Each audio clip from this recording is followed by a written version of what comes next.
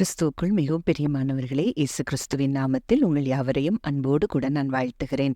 இந்த நாளிலும் தேவன் நம்மோடு கூட இடைப்படுகின்ற ஒரு வார்த்தை 2 சாமுவேல் 22 அதிகாரம் 33 தேவன் எனக்கு பலத்த அரணானவர், அவர் என் வழியை செவ்வை பண்ணுகிறவர். ஆம், இந்த வார்த்தையின் மூலம் தேவன் இன்றைக்கு நம் ஒவ்வொருவரோடும் கூட இடைப்படுகிறார்.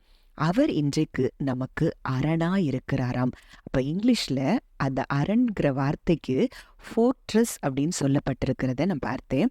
அப்ப அந்த ஃபோர்ட்ரஸ்ங்கிற வேர்டுக்கு மீனிங் என்ன போட்டிருக்குது அப்படின்னா, a well protected place which is intended to be difficult for enemies to enter. அதாவது மிகவும் பாதுகாக்கப்பட்ட இடம், அதுல எந்த விதமான எனிமீஸோ சத்ருவும் உள்ள நுழையா முடியாதபடி அந்த இடம் பாதுகாக்கப்பட்ட இடமா. அப்போ இன்றைக்கு தேவன் நமக்கு ஒரு வாக்கு கொடுக்கிறார்.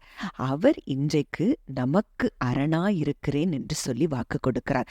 அவர் நமக்கு அரணா இருப்பார் என்றால் எந்த தீமை நம்மை அணுக முடியும் என்பதை நீங்கள் கொஞ்சம் சிந்திச்சு பார்க்கணும். மேலும் சங்கீதம் 28 அதிகாரம் 8 பார்க்கிறோம், கர்த்தர் அவர்களுடைய பலன், அவரே தாம் அபிஷேகம் பண்ணினவனுக்கு அரணான அடைக்கலமானவர். அப்ப திரும்பவும் இந்த வார்த்தை சொல்லுகிறது அதுதான், நம்ம எல்லாரும் அவரால தெரிந்து கொள்ளப்பட்ட அபிஷேகம் பண்ணப்பட்ட பிள்ளைகளாய் இருக்கிறபடியினால அவர் நம்மை சுற்றிலும் எந்த சத்ருவும் உள்ள புக முடியாதபடி அவர் நமக்கு அரணாய் இருக்கிறதை நம்ம இந்த வார்த்தையின் மூலம் அறிந்து கொள்ளலாம். 1 சாமுவேல் 23:14 நம்ம பார்க்கிறோம், தாவீது வனாந்திரத்தில் உள்ள அரணான ஸ்தலங்களிலே தங்கி சீப் என்னும் வனாந்திரத்தில் இருக்கிற ஒரு மலையிலே தரித்திருந்தான்.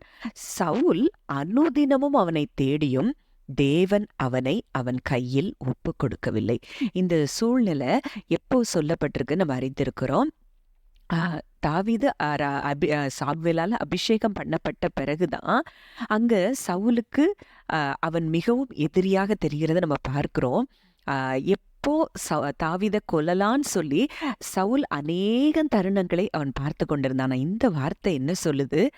சவுல் அனுதினமும் அவனை தேடினால அவன் ஒரு ராஜா, இந்த தாவீதுக்கு யாரும் கிடையாது, யாரும் இல்லை, அவன் தனிமையில தான் எல்லா இடங்கள்லயும் ஒளிஞ்சு திரிகிறத நம்ம பார்த்தோம். ஆனா அவன் அனுதினமும் தேடின பொழுதும் தேவன் அவனை அவன் கையில் ஒப்பு கொடுக்கவில்லையா. ஏன்னா அவர்தான் தாவீதுக்கு அரணான அடைக்கலமாய் இருந்தார்.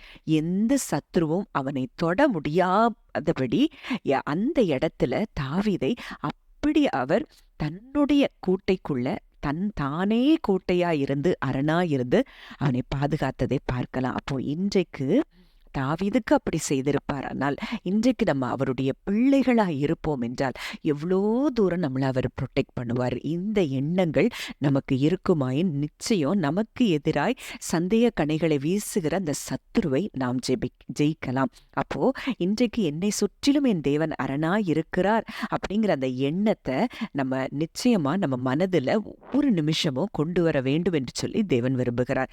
யோவேல் 3 அதிகாரம் 16 சொல்லுகிறது, வானமும் பூமியும் அதிரும், ஆனாலும் கர்த்தர் தமது ஜனத்துக்கு அடைக்கலமும் இஸ்ரவேல் புத்திரருக்கு அரணான கோட்டையுமாயிருப்பாராம். அவர் நமக்கு அரணான கோட்டை, இஸ்ரவேல் புத்திரருக்கு அரணான கோட்டையுமாய் இருப்பார் என்றால் இன்றைக்கு ஆவிக்குரிய இஸ்ரவேலர்களாகிய நமக்கும் அவர் அரணான கோட்டையாய் இருப்பேன் என்று சொல்லி இன்றைக்கு கர்த்தர் நமக்கு வாக்கு கொடுக்கிறார். ஜெபிக்கலாம். அன்பின் பரலோக தகப்பனே, நன்றியோடு உம்மை துதிக்கிறோம், ஸ்தோத்திரிக்கிறோம். அப்பா, இன்றைக்கு நீர் எங்களுக்கு அரணாய் இருக்கிறபடியினால் அப்பா உமக்கு நாங்கள் நன்றி செலுத்துகிறோம்.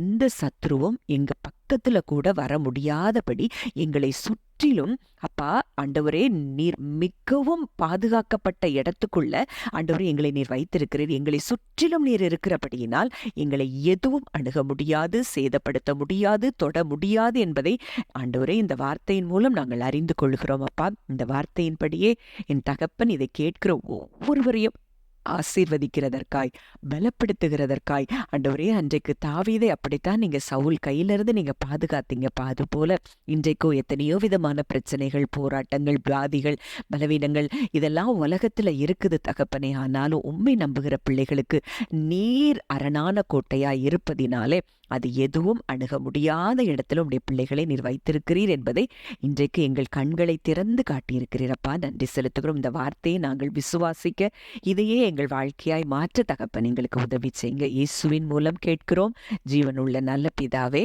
ஆமென்.